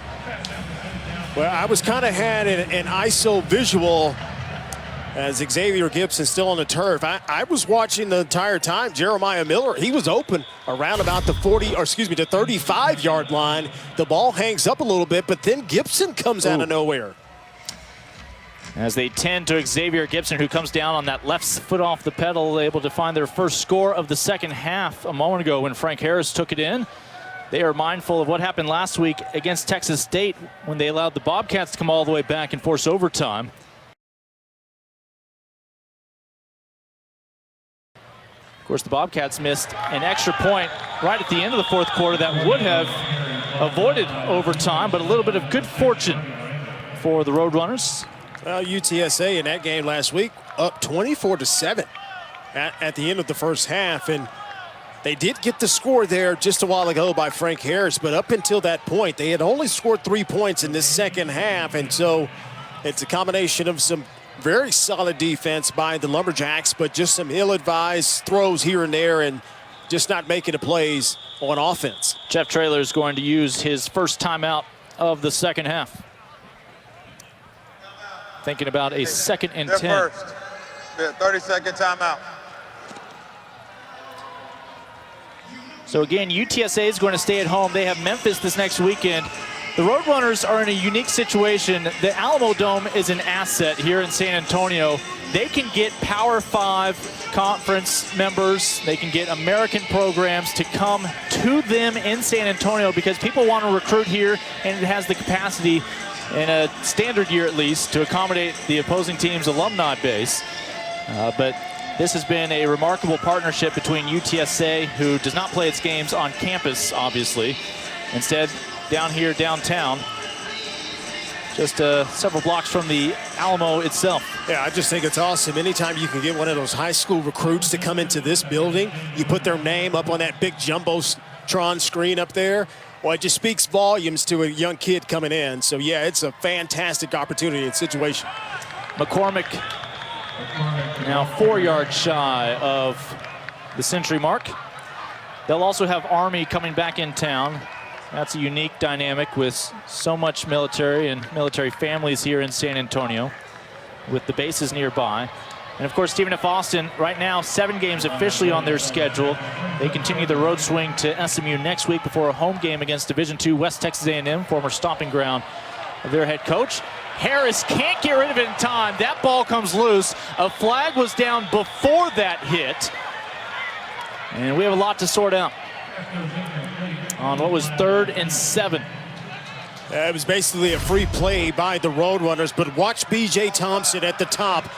I mean, he just blows by the Josh Otis.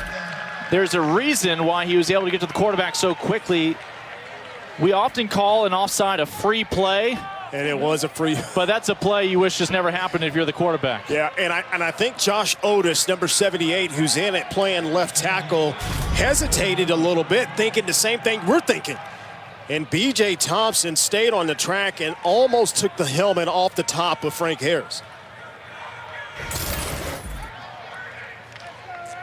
So 3rd and 8 becomes 3rd and 3.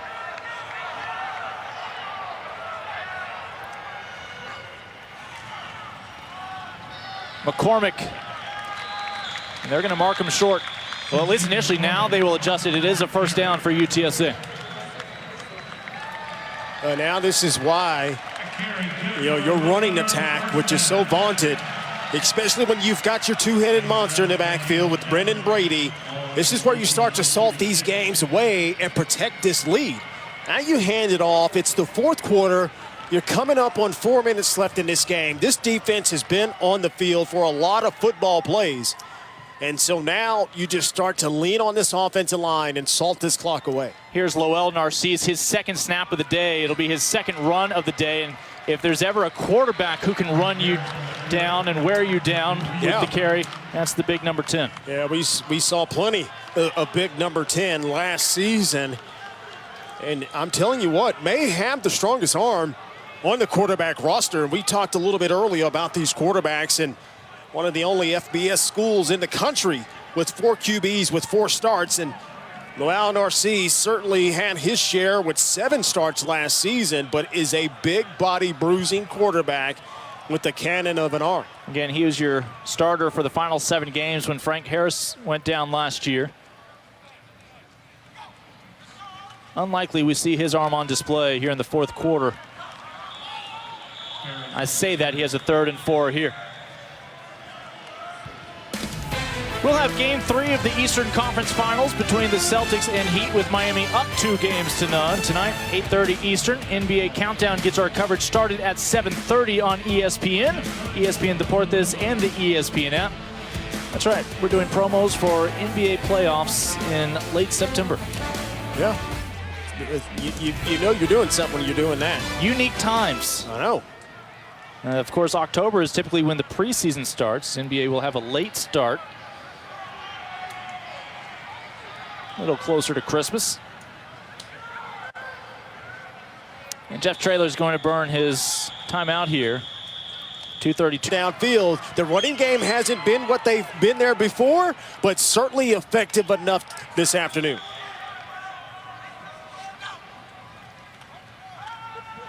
Harris back in the ball game. Dumps it down to Dingle. And he has no desire to go out of bounds, want to keep that clock running. The clock will start back up after they move these sticks, as more time can melt off the clock unless Stephen F. Austin chooses to use one of its 3 timeouts. Well, that was right on cue in terms of pocket protection. Frank Harris had all the time that he wanted to allow that play to develop and have a dragging across the defense. Dingle wide open. to convert that to get the first down. And we're back to Lowell Narcisse.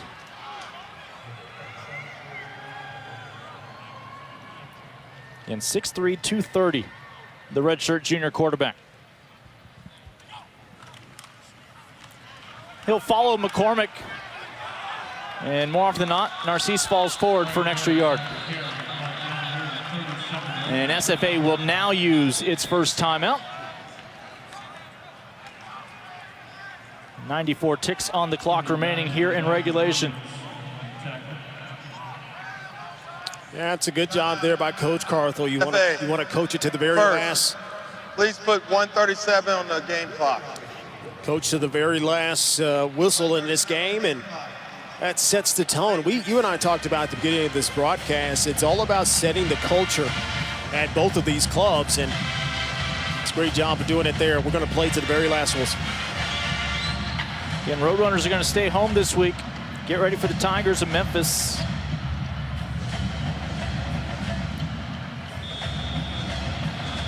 Will it be as a 2-0 football program under Jeff Traylor? Every first-year head coach for UTSA has won their opener. He did that in a big rivalry matchup last weekend. And that I-35 showdown with Texas State. Now looking to win his home debut here at the Alamo Dome. Yeah, and UTSA all-time has been 5-4 all-time in home openers. In very, very good position to get that 6th win. Narcisse, the yard shy, and let's see if the Lumberjacks use another timeout. They do. Desperate for a stop here. Timeout. SFA, their second. For a 30-second timeout. Kind of look ahead of the schedule for Stephen F. Austin. They're actually going to play at the old Globe Life Park, the former ballpark at Arlington. You know, of course, the Texas Rangers got a new home this year.